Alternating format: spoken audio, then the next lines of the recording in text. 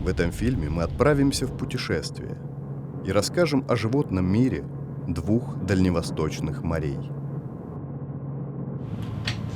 Кто здесь? Доброе утро, доброе здоровье. Там просьба, левей, градусов 10 возьми, пройди, и потом поворачивай куда надо. Прием. Хорошо.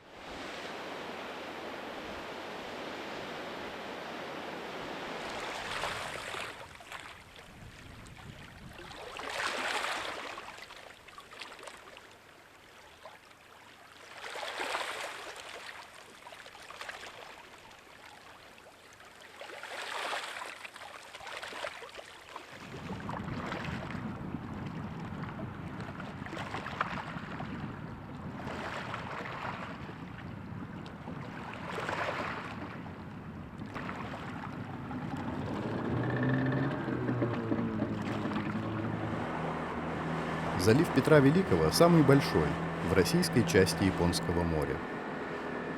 В нем немало островов. Есть даже целый архипелаг римского Корсакова, состоящий из 6 крупных, десятка мелких островов и множества кекуров, столбовидных скал. Самый крупный из островов – Большой Пелес, к которому мы направляемся.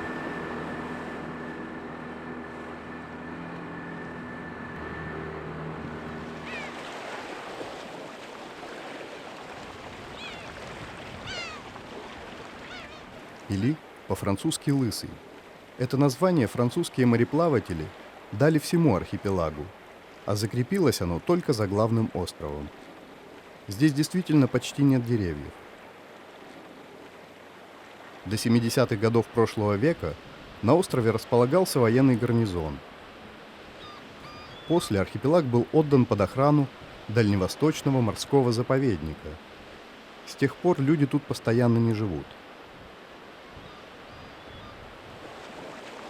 Опустевшие берега облюбовали пятнистые тюлени ларги.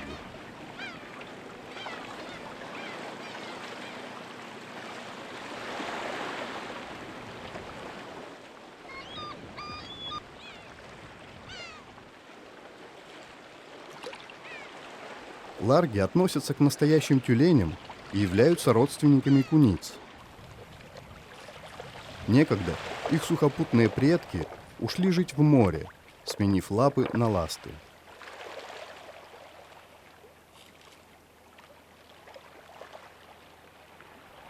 Обычно ларги рожают детенышей в море, на плавающих льдах. Но на заповедных островах, где их никто не тревожит, нередко делают это на берегу. Роды проходят в феврале-начале марта. Зимой снег был укрытием для новорожденных бельков. Они и сейчас еще пытаются в нем прятаться, но уже конец марта, снег тает. На каменистых пляжах бельков теперь хорошо заметно. Поэтому они начинают сбрасывать белый мех и менять его на короткую пятнистую шерсть, как у взрослых.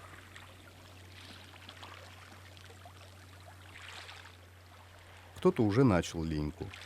Кому-то еще, видимо, жаль роскошные белые шубки. Мех белька хорошо пропускает солнечные лучи и согревает темную кожу. У малышей еще не сформирован жировой слой, поэтому они не упускают случая погреться на солнце. У бельков часто слезятся глаза. У них еще не отрегулирован процесс увлажнения слизистой оболочки. Поэтому вид у них всегда жалостливый.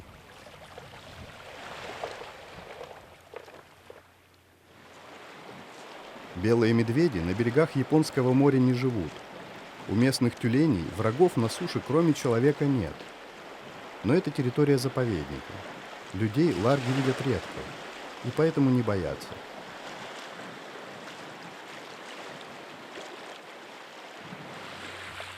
Не особенно испугался и Белек. Он попытался показать что-то похожее на бегство, но вскоре сам понял бессмысленность этой затеи.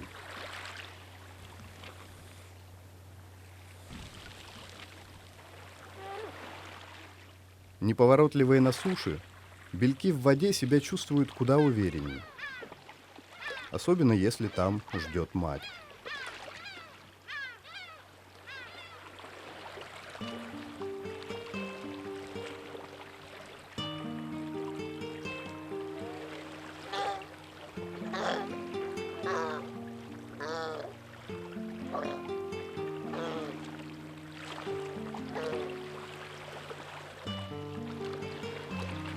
Впрочем, плавает он пока недолго и при первой возможности выбирается на сушу.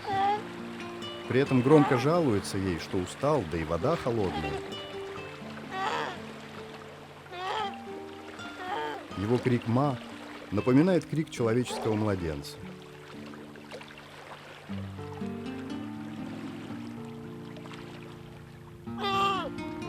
Чудовищно, но в некоторых странах на этих детей разрешен промысел.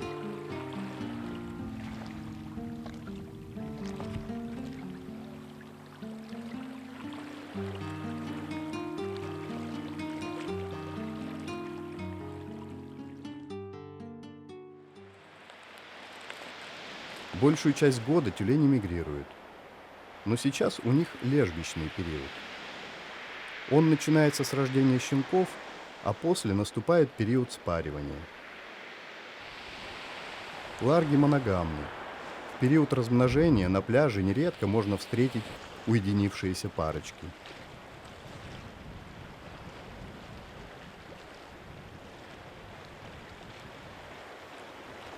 Сезон свадеб будет длиться по май.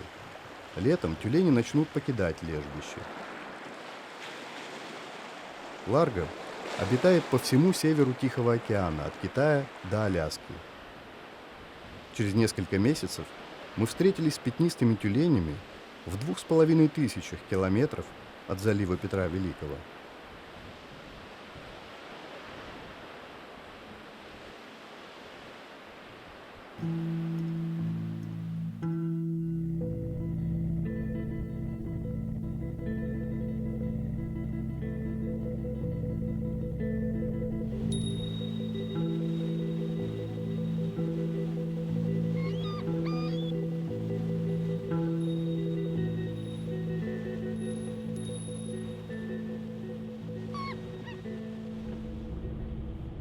Это север Охотского моря, недалеко от Магадана. Мы идем к мысу Плоский.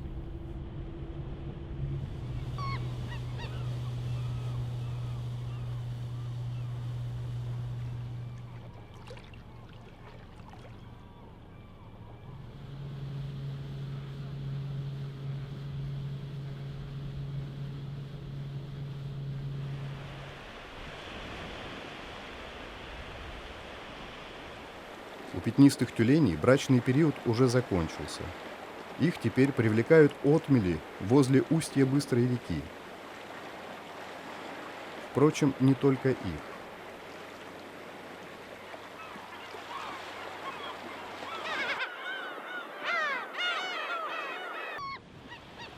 Причина тому – нерест красной рыбы.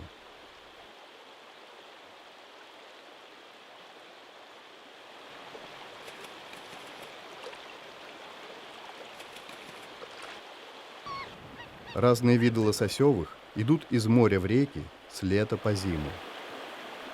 Сейчас время горбуши.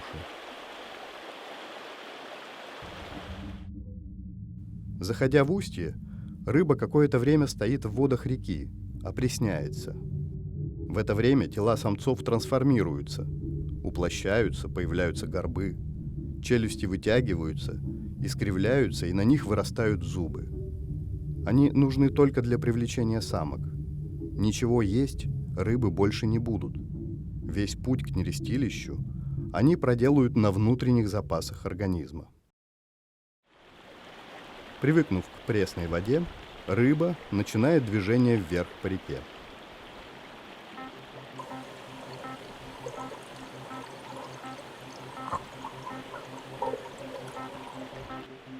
Ей предстоит много опасностей.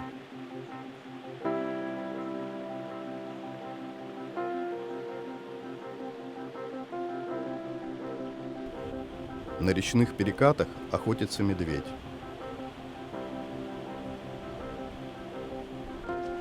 До прихода рыбы он питался одной зеленью да корешками и изрядно похудел. Осенью он же, пополневший, будет выбирать только самок и есть одну икру. А теперь он готов гоняться за каждой рыбиной.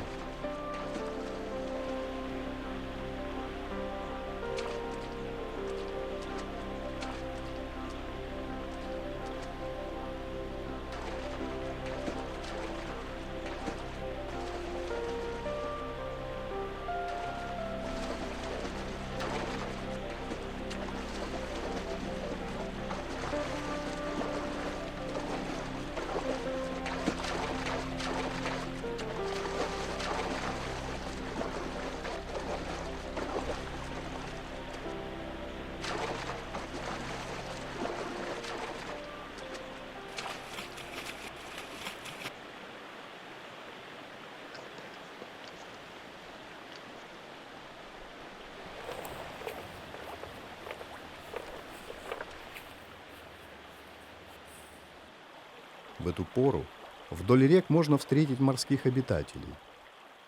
Например, одного из крупнейших орлов – белоплечего орлана.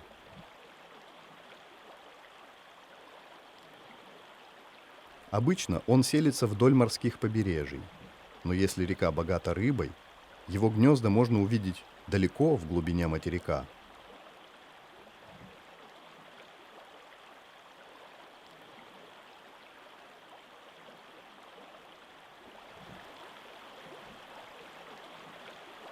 Еще удивительней было встретить в тайге нашего старого знакомого, тюленя Ларгу.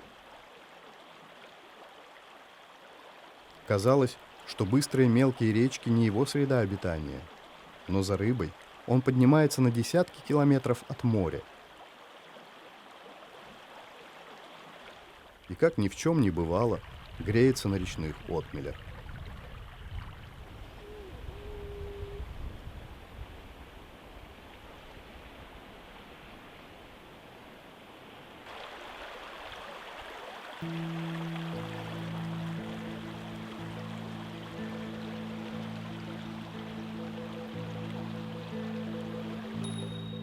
Охотское море называют рыбной корзиной России. Помимо красной рыбы, здесь добывают почти все, что мы видим на рыбных прилавках. Но условия жизни здесь суровые. Охотское море самое холодное из дальневосточных морей. Большая его часть зимой замерзает. Причем на севере лед держится до июня.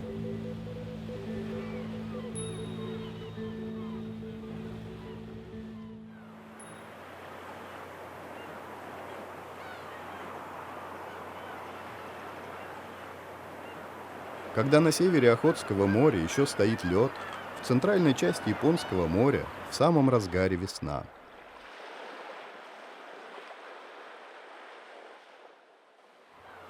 Ее мы встретили на самом южном острове России Фуругельме, который еще называют последним русским островом. Отсюда рукой подать до берегов Северной Кореи.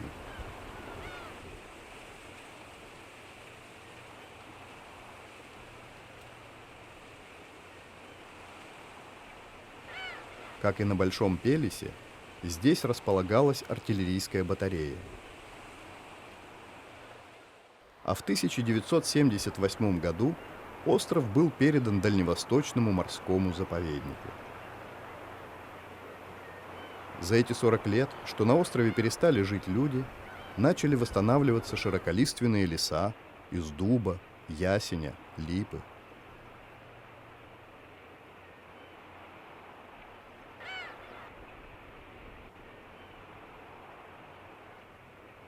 Конец мая – время цветения сакуры. В Японии существует традиция любования цветами. Называется она ханами. Цветы сакуры опадают уже через неделю. Именно эту мимолетность, недолговечность японцы и считают главным залогом подлинной красоты. Она исчезает до того, как успеет превратиться в нечто привычное и будничное.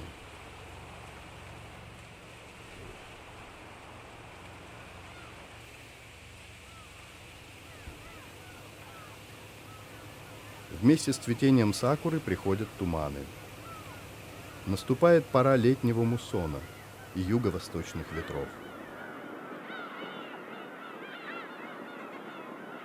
Они приносят теплый воздух от берегов Японии, который, остывая над холодными водами, окутывает острова белой пеленой. Дальний Восток – единственный регион в России с муссонным типом климата, сухой зимой и влажным летом.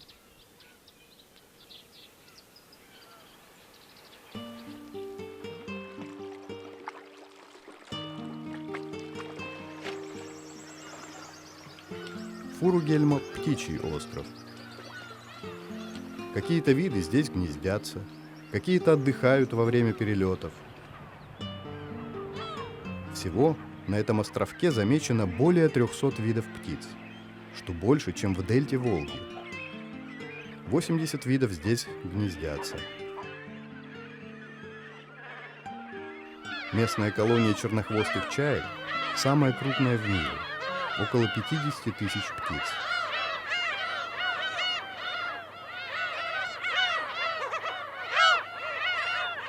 Чайки устраивают гнезда среди травы, чтобы птенцы прятались в ней от солнца и ветра.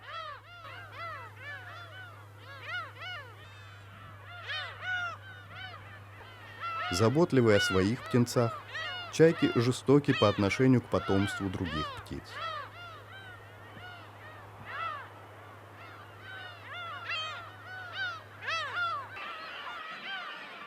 По соседству на скальных склонах расположилась колония уссурийских или японских бакланов, тоже, кстати, крупнейшая в мире, свыше 1500 птиц.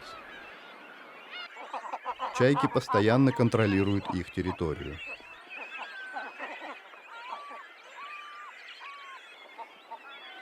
Родителей, сидящих на гнездах, чайка согнать, конечно, не сможет.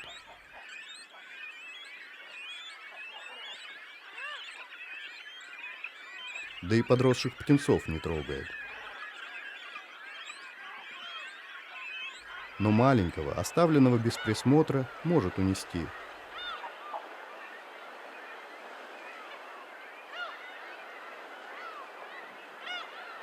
Еще в кладке иногда бывает мелкий в сравнении с остальными неуродившийся птенец.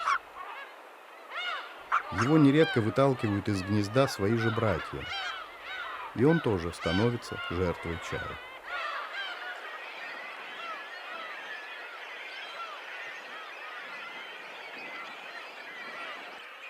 Бакланы кормят птенцов полупереваренной рыбой, которую отрыгивают в подклювные мешки.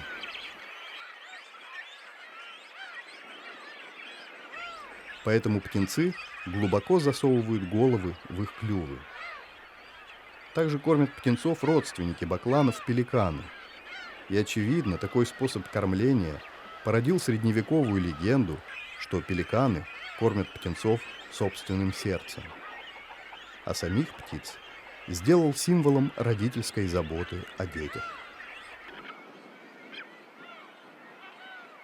В то время как птенцы бакланов постоянно сидят в гнездах в ожидании кормежки, чаичьи, едва родившись, бесстрашно бегают по краю обрыва.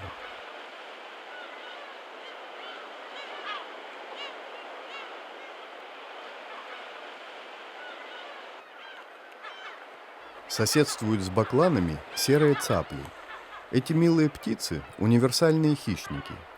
Они поедают жертв исключительно животного происхождения, независимо от вида, всех, с кем могут справиться. В отличие от бакланов и чаек, цапли не охотятся с воздуха, а подкарауливают добычу. Им нужны мелкие водоемы.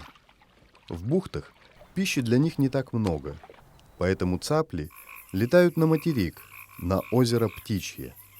Оно находится в 15 километрах от острова. Немалое расстояние. Им приходится преодолевать каждый день, чтобы накормить свое ненасытное потомство.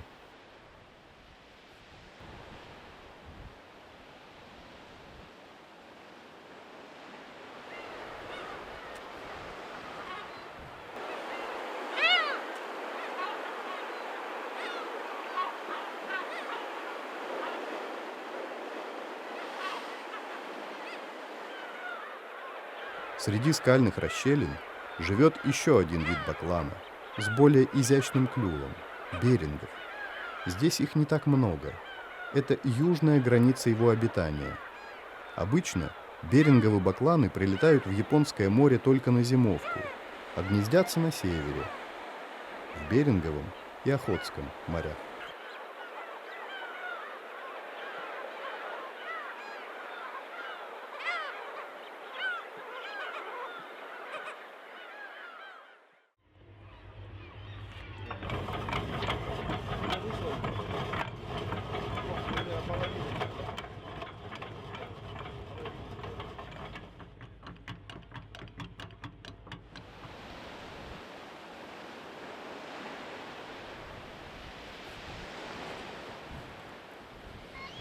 Охотское море, не меньше японского, известно птичьими базарами. В южной части залива Шелихова находятся Ямские острова. Это несколько отвесных скал, вырастающих из моря. Среди большого количества разных видов своеобразной внешностью выделяются птицы семейства чистиковых.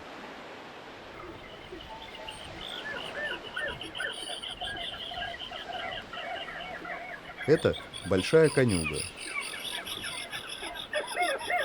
Голубые глаза, чуб из перьев над клювом. Она даже пахнет необычно, цитрусовыми. Запах сильный и чувствуется далеко от их гнезд. Да и кормится конюга изысканно, в основном ракообразными. Пожалуй, самые забавные в семействе чистиковых относятся к роду тупиков. Чем-то они похожи на попугаев. Им бы жить в тропиках. Но это птицы северные. Даже зимой далеко на юг не улетают. Их тут два вида. Ипатка со словно наклеенными ресницами.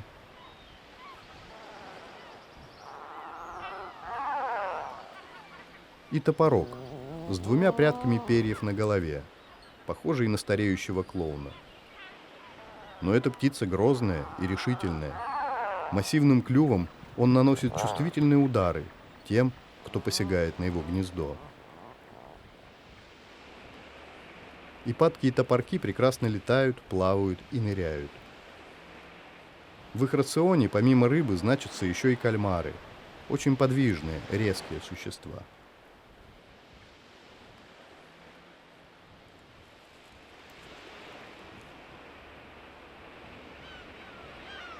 Свое название Охотское море получило не от слова «охота», что сразу приходит в голову, а по острогу Охотск, первому поселению русских в этих краях. Он же получил имя от эвенкийского слова «акат» — река. Однако именно охота на морских зверей влекла к берегам моря русских переселенцев.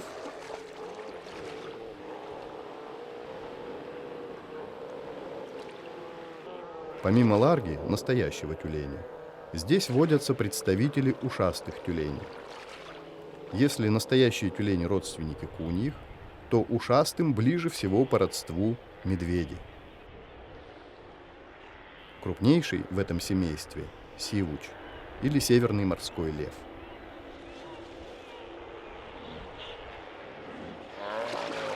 Размеры самцов и самок сильно различаются. Длина самца может достигать 3,5 метров, а вес – тонну. Самки на метр короче, а весят 350 килограммов. В отличие от настоящих тюленей, сивучи неплохо передвигаются по суше, потому что у них гнутся ласты, заменяющие им лапы. Вместе с тем сивучи прекрасно плавают, как на поверхности, так и в глубине.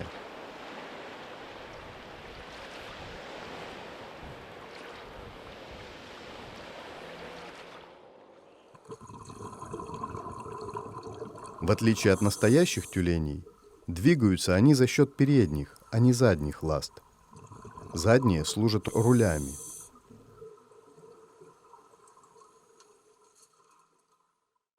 Живут эти тюлени только на севере Тихого океана, возле берегов России и Америки. Их год разделен на два периода. С осени по весну они проводят в морских странствиях. В мае начинается лежбищный период, время рождения потомства и размножения.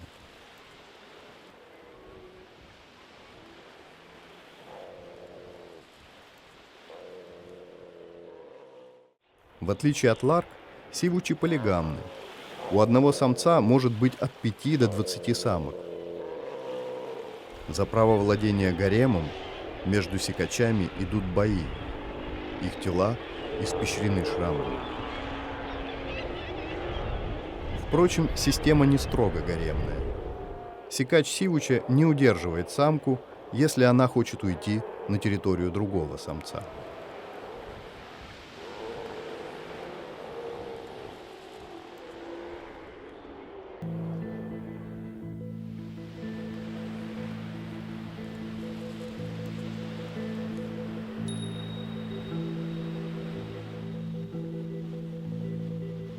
От Ямского архипелага мы отправились на юго-восток Охотского моря, к Курильским островам.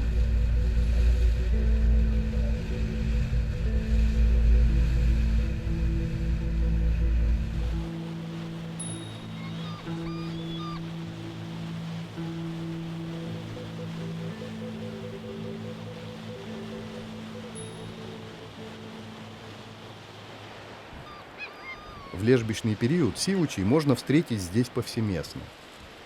Как на больших островах, так и на голых камнях, затерянных в море.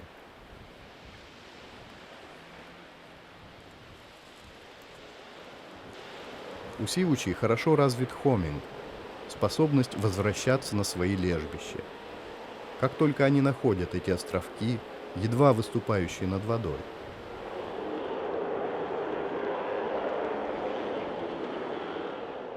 на Курилах сивучи нередко делят лежбище с другими представителями ушастых тюленей, северными морскими котиками.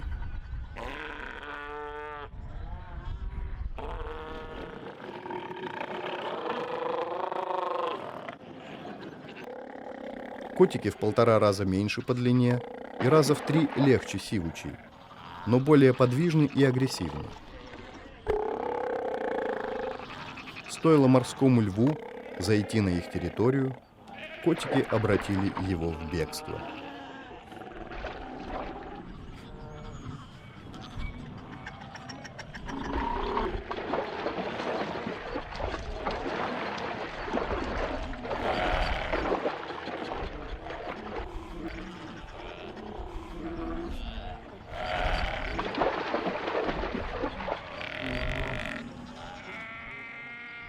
Впрочем, и по отношению друг к другу самцы котиков не слишком доброжелательны. Помимо размеров, они отличаются от сивучей более короткой мордой и темной густой шерстью. Если короткошерстых сивучей от холода спасает жир, то котиков длинный мех. Но из-за него котики еще в XIX веке едва не были полностью уничтожены. Тогда вовремя спохватились и начали регулировать промысел. А в остальном образ жизни сивучей и котиков похож. Странствующий период сменяется лежбищным, только начинается он несколько позднее, чем у сивучей. Их щенки еще совсем маленькие.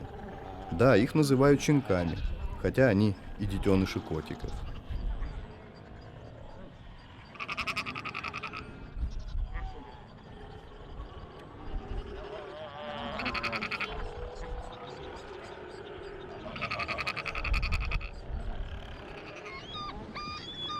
Несколько отличаются самцы котиков и в обращении с самками.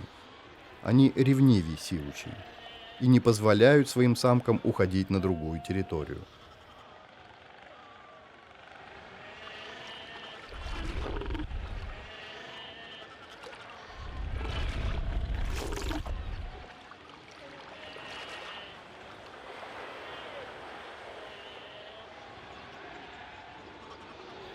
Окруженный гаремом, сикач котика похож на восточного тирана.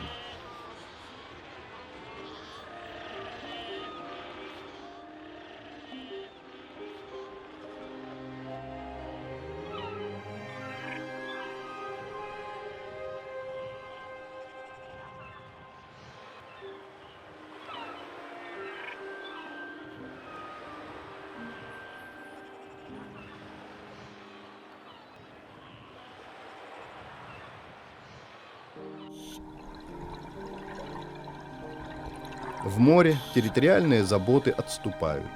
Животные плавают бок о бок. Шерсть котиков приглажена, и они вообще выглядят как детеныши сивучей.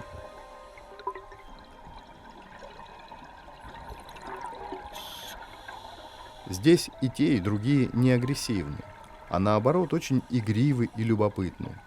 Вот что значит родная стихия.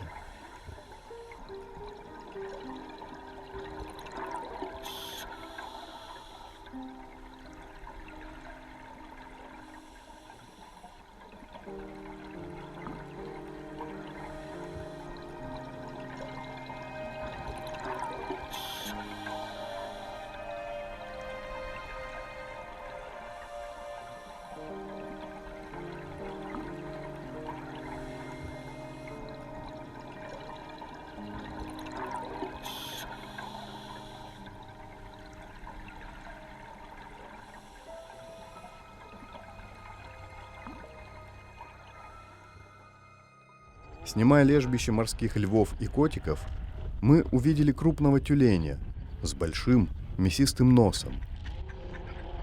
Это самец северного морского слона. Но вот в чем загвоздка. Они водятся только у берегов Северной Америки.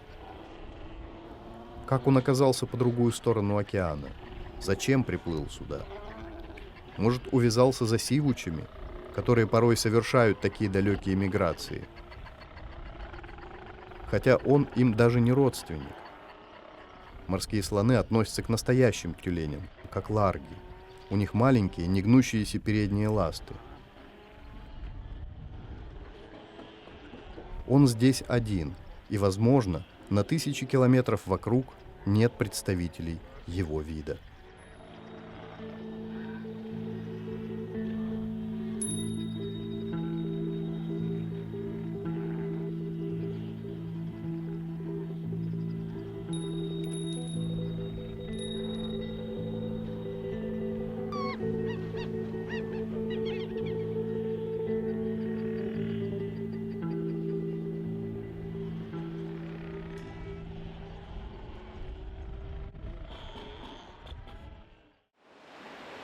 Курильские острова находятся на востоке Охотского моря.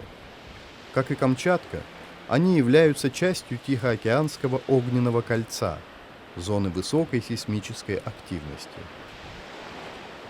Практически все они имеют вулканическое происхождение. На некоторых из них есть действующие вулканы.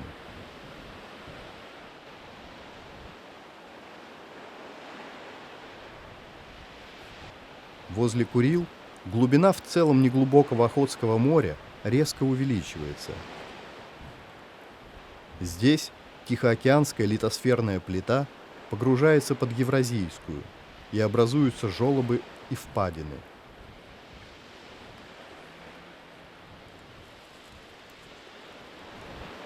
У Курил можно встретить кашалота, который внутрь Охотского моря не заходит.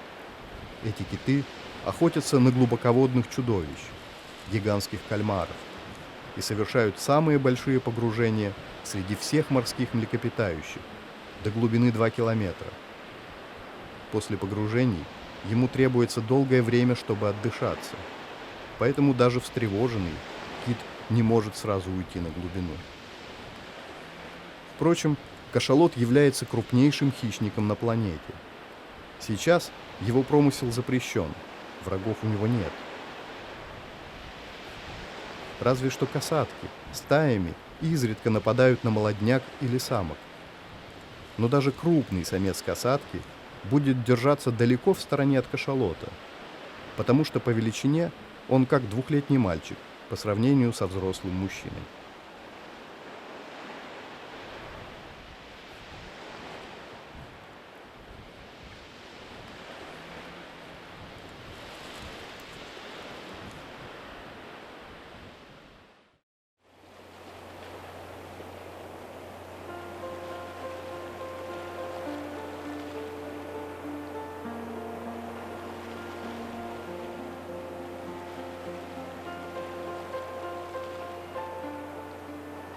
Возле юго-западного берега Сахалина находится красивый остров Манерон. Хоть это и север Японского моря, теплое течение Соя согревает его берега.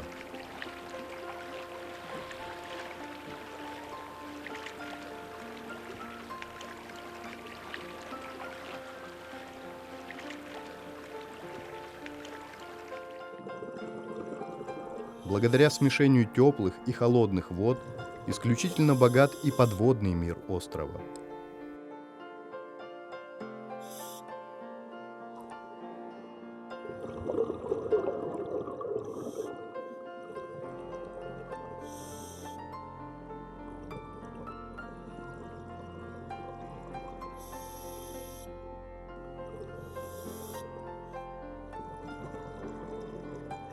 В тихих бухтах можно встретить дальневосточного трепанга. Это иглокожее распространено вплоть до субтропиков. Здесь проходит северная граница его обитания.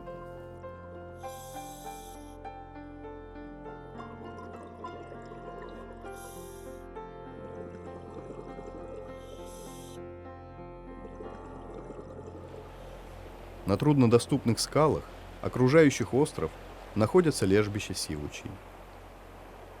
Для них это, наоборот, одна из южных точек ареала. Японское море для морских львов слишком теплое, но в местных водах много рыбы. Хотя, кто знает, может, звери тоже восприимчивы к красоте, потому что мало что может сравниться с пейзажами острова Манерон.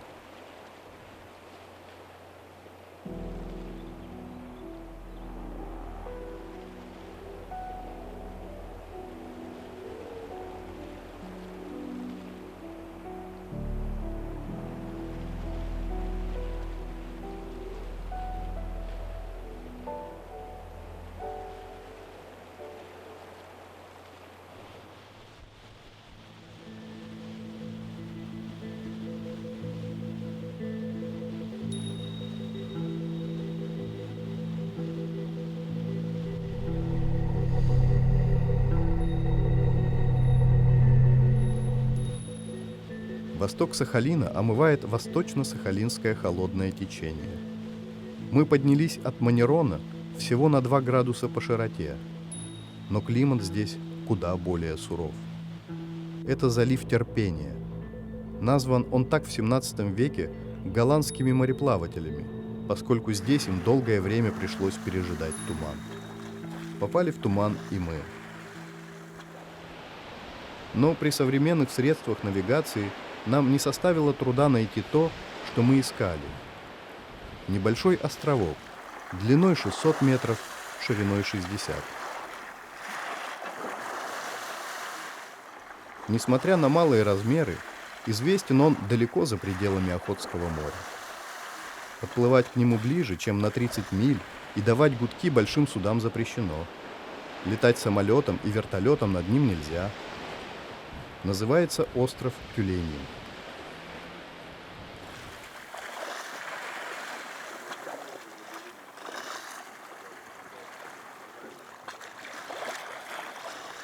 Впрочем, даже издалека, в тумане, его можно было бы найти по несмолкающему гулу.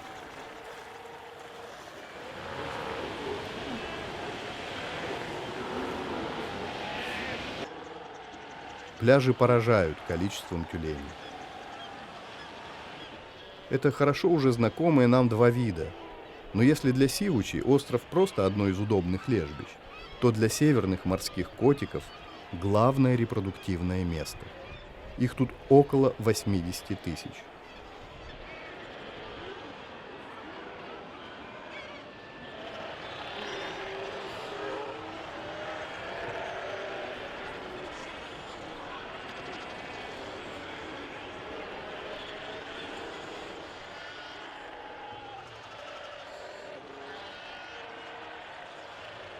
На берегу места всем не хватает. Некоторым достаются участки наверху, откуда до воды далеко.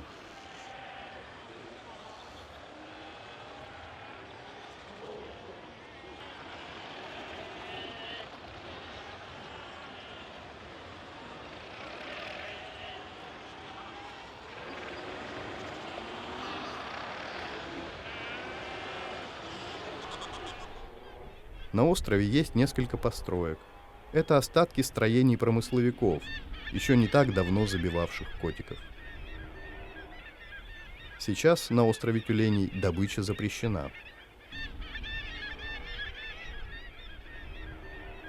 Опустевшее помещение обжили птицы.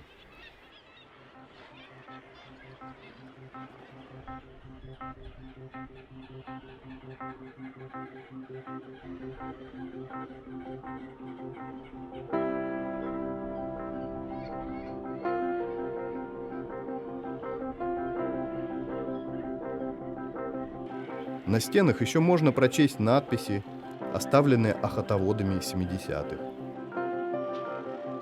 Теперь под ними уединилась парочка конюк.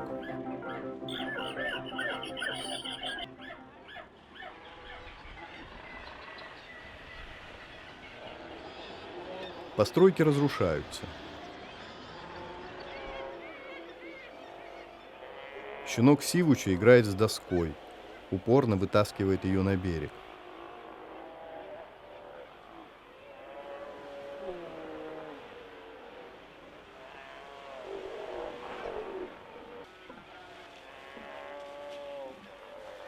Некоторые строения до сих пор служат на благо животных и время от времени ремонтируются. Один из берегов острова обрывистый. Вдоль него идет забор. Сделан он для того, чтобы сивучие котики, поднимающиеся сюда по более пологому склону, не падали со скалы.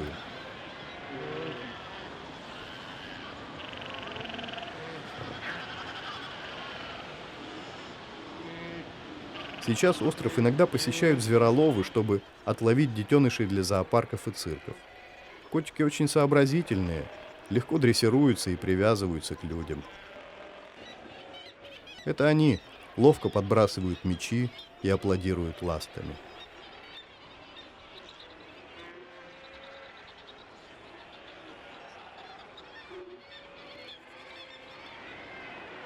Помимо котиков и сивучей, на острове существуют огромные птичьи базары, самые большие на Дальнем Востоке. Здесь собирается до 600 тысяч птиц. И это на островок в 5 гектар. Да плюс к тому морские котики и сивучи.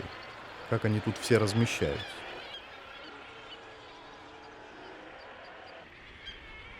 Количество птиц большое, а видов не так много, около 10.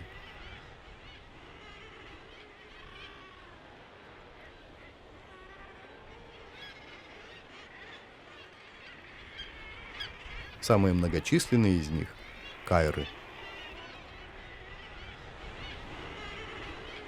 Чем-то они похожи на пингвинов, но это не родственные виды. Кайры, в отличие от пингвинов, прекрасно летают. Впрочем, и ныряют хорошо. Их замечали на глубине 180 метров.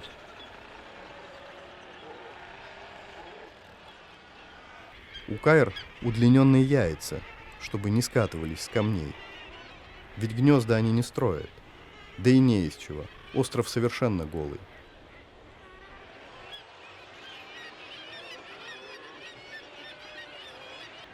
Этот крохотный, неказистый с виду островок уникален по количеству и плотности населяющих его животных.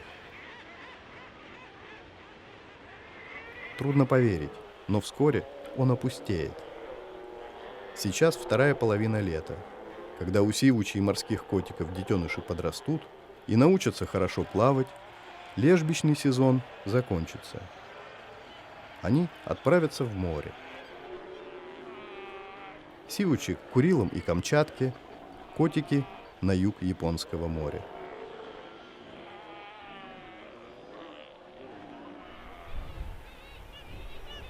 Вырастив птенцов, улетят с острова Икаиры. Зимуют они небольшими группами там, где есть доступ к воде и можно нырять за рыбой. А вокруг острова Тюленей море покроется льдом.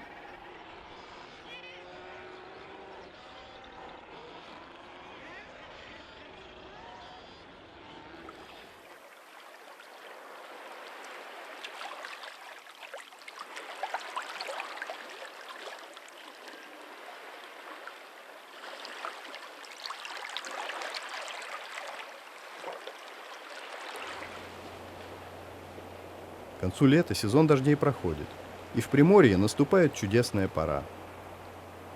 В это время температура воды в бухтах нагревается до 30 градусов.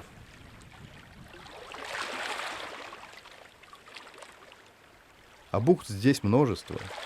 Берега сильно изрезаны, местами низкие, местами обрываются скалами в море. Здесь множество мысов, островков.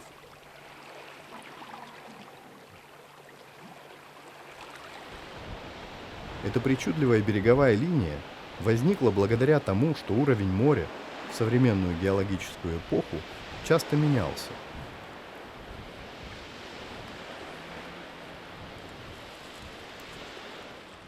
Берега заливов сложены из мягких осадочных пород, мысы из твердых вулканических.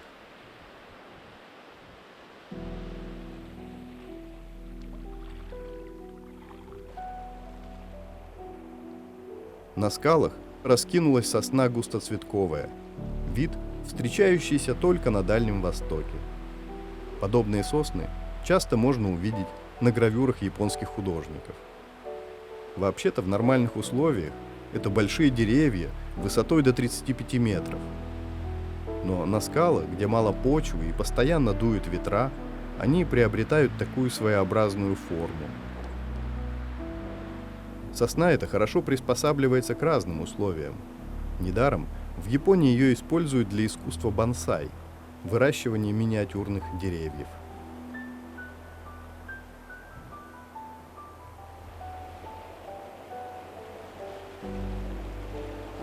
По видовому разнообразию и количеству видов эндемиков фауна Приморья не знает в нашей стране равных. Как и в подводном мире, здесь встречаются теплые и холодолюбивые виды, а благодаря влажному теплому периоду многие даже привычные виды обретают крупные формы, как, например, шиповник, чьи плоды здесь могут вырастать размером с мандарин.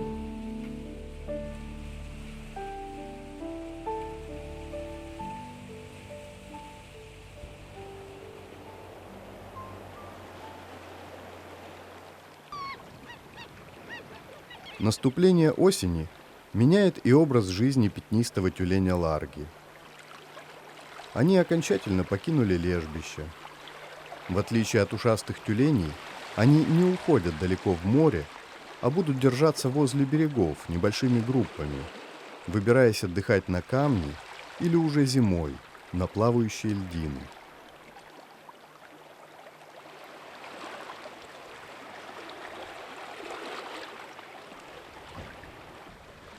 Многие из морских птиц улетят в более южные районы, но количество видов не уменьшится.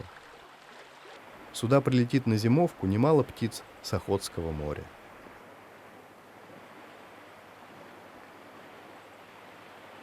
Конечно, Японское море не всегда такое приветливое, как в большинстве дней наших съемок.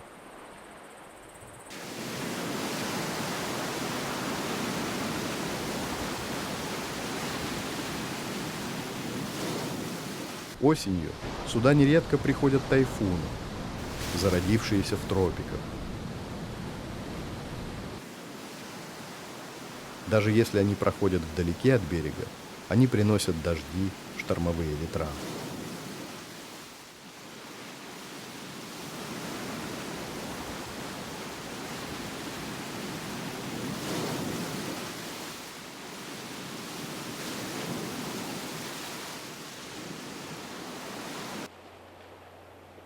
И все же это юг. Таким ослепительно красивым, теплым, щедрым Японское море останется в нашем фильме.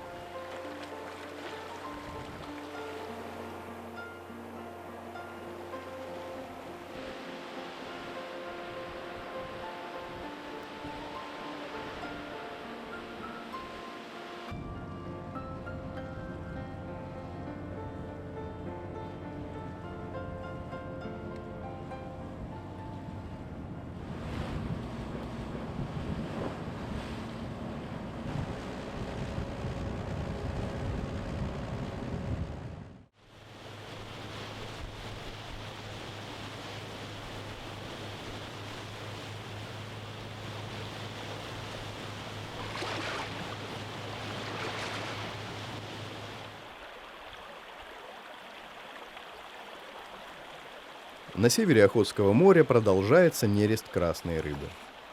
Поздней осенью и вплоть до декабря в реки идет кита и кижуч. Мы поднимемся от берегов моря к одному из нерестилищ.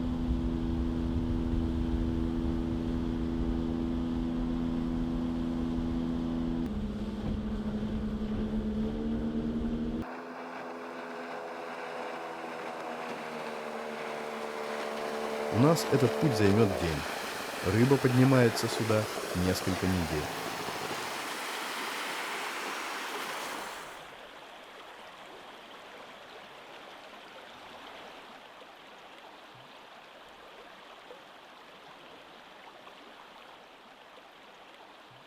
И этот путь не проходит для нее даром.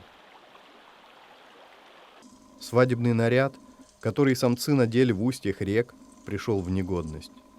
Плавники и хвосты изъедены.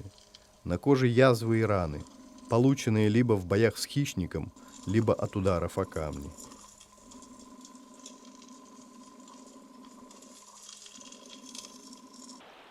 Их и здесь не оставляют в покое. На берегу всегда можно встретить хищников.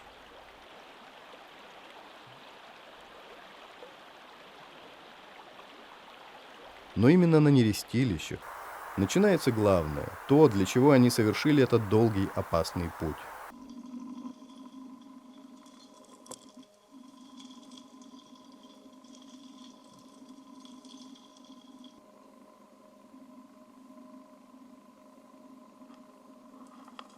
Поздней осенью для нереста рыбы обычно используют участки реки, где бьют ключи. Вода в таких местах не замерзает даже в самые холодные зимы. А значит, для икры и молоди всегда есть доступ кислорода.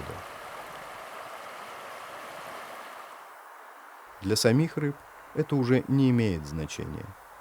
После нереста они умирают, там же, где родились, оставляя следующему поколению возможность выжить в суровых условиях севера.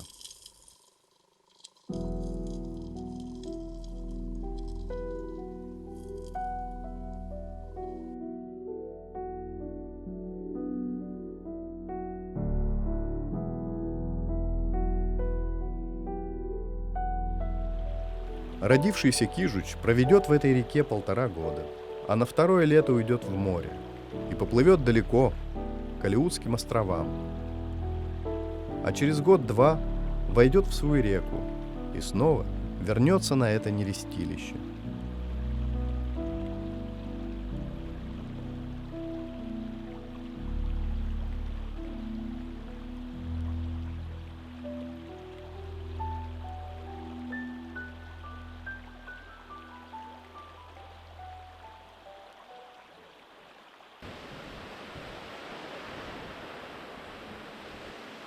человеческой жизни нет такой предопределенности. Мы перестали подчиняться цикличным законам природы. Наверное, это хорошо. Да, на нас легла личная ответственность за свою жизнь. Но мы можем проявить свободу воли. А что, как не море, дает это ощущение свободы, смешанное с чувством опасности? Как сказал один римский полководец, когда его отговаривали пускаться в море из-за шторма, плыть необходимо, жить не так уж необходимо.